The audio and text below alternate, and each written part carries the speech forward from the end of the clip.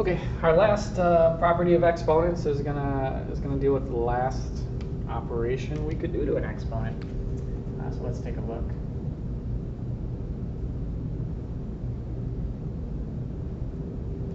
I did this problem, y to the fourth to the third.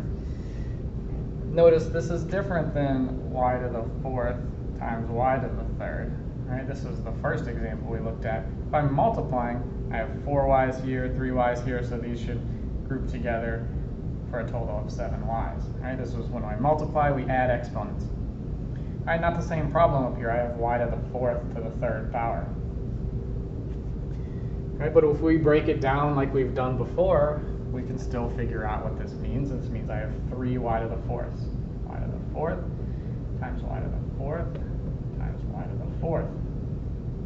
Okay, we could break this down even further. Y to the fourth is 4y's, 4y's, and 4y's, but we've already done that. We know when we're now look at this and we're multiplying, just like here, when we're multiplying, we know we add exponents, so 4 plus 4 plus 4 would give us a total of 12y's in this situation. All right, so what do? What's the shortcut here? Just like before. And if I'm raising an exponent to an exponent, instead of breaking it down in this long manner, we can just see that 4 times 3 is 12. All right, so this is going to be our third property.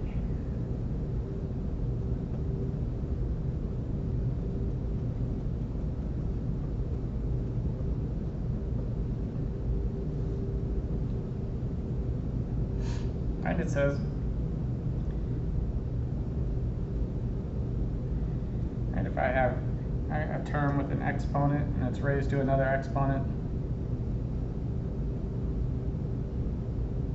and all we do is multiply the two exponents together. Okay, so x to the a times b. All right, nothing too fancy here, or another way to look at it.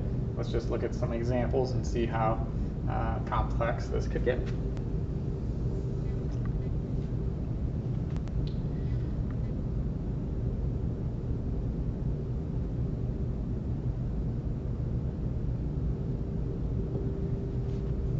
I have x to the 7th to the 8th power.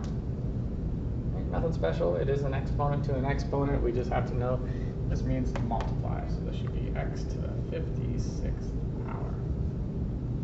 Right, there are 56 x's in this problem.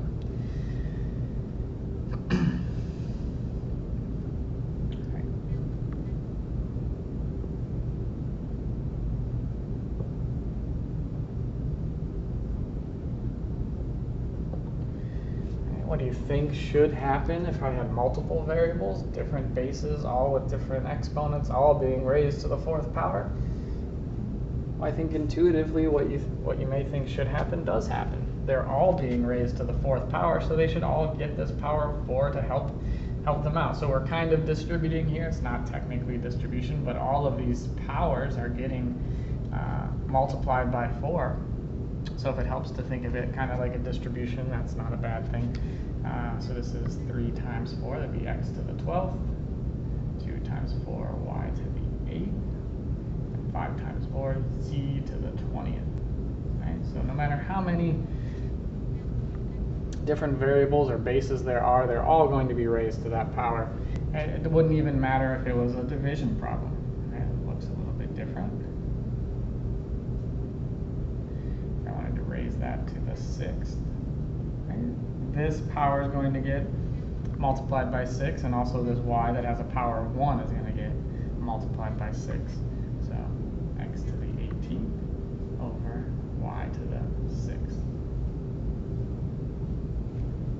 And notice I can't simplify this any further because I have different bases. Different bases means I'm done simplifying. All right, let's take a look at what would happen .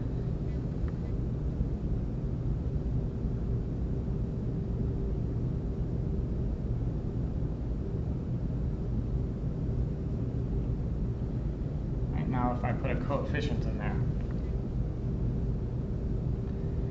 Right, we still have to raise everything to the 2nd power. It's all being raised. Right, so certainly this exponent's getting the 2, this 4 is getting the 2. Also the 3 is getting the 2, but like we mentioned before, coefficients work differently. Excuse me. Excuse me. All right, so exponents to exponents, we know how those work. We know we just saw that property says we multiply, so this will certainly be b to the 6th. Right? Exponent to exponent, this will certainly be a to the 8th.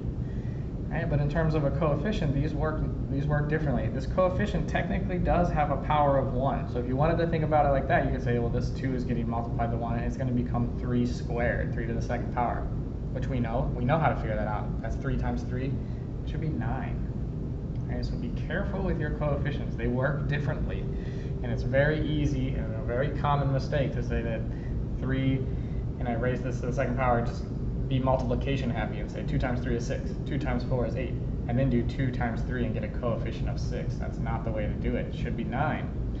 If you wanted to see it a different way, right, this whole expression is being squared. That literally means I have 3a to the 4th b to the 3rd times 3a to the 4th b to the 3rd. If we wrote it out this way, you probably wouldn't make that mistake, because you can see that I'm multiplying 3 times 3, or in other words, 3 squared. 3 times 3 is 9. And now we're multiplying same base, so a to the 4th and a to the 4th. Now I add my exponents, a to the 8th, add my exponents, b to the 6th. So hopefully, right, with this little explanation, you can see that coefficients you do have to be careful with, and they actually work normally. If there was nothing else in this problem, and if this was all gone, it literally just says 3 to the 2nd power, and we know how to do that. That's 3 times 3. So be careful with coefficients. Here's another example. Let's do negative 2x to the 5th to the 4th power.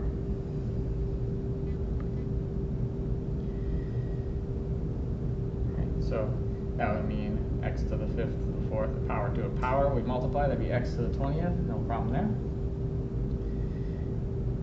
Just be careful with the coefficient. It's negative 2 to the 4th power. It's not negative 2 times 4. This is not going to be a negative 8 here. It's negative 2 to the 4th power. So that'd be negative 2 times negative 2, it's 4. Times negative 2 again, would be negative 8. Times negative 2 one more time would be a positive 16. Negative 2 to the 4th would give us a 16 x to the 20th. So make sure you are raising that to a power. And that's our last property of exponents. Okay? We can handle coefficients, we can handle multiple variables, and just single variables with powers. So there's all 3 properties.